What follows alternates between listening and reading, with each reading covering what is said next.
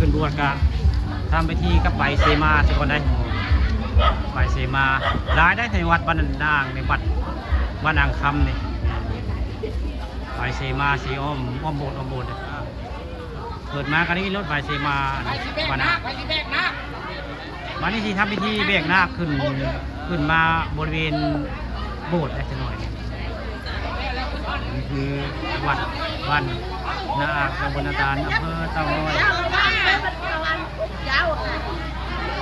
นี่มาบ้านพี่คนน้องม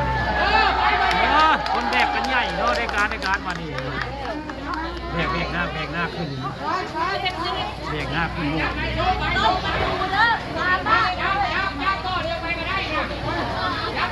คนแบกก็รุ่นดีขนาดไหมแบกหน้าขึ้นหน้าพี่ซื้อได้เป็นสิบเป็นจานควบได้บาทนี้พอที่เข้าไปบวชได้บาทส่งคนขึ้นไปบวชในโบสถ์วัดบ้านนาอ่างหรือวัดป่าบ้านอ่างนะมันมีกรรมเริ่มกันมีการสวดได้บวชนาค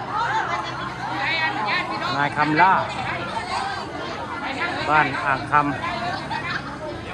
ตำบลนาตาลอำเภอเต่างอย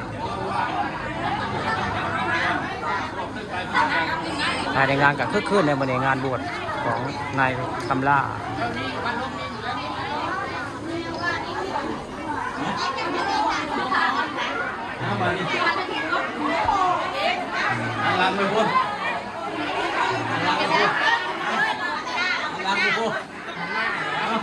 ครับตอนนี้ความ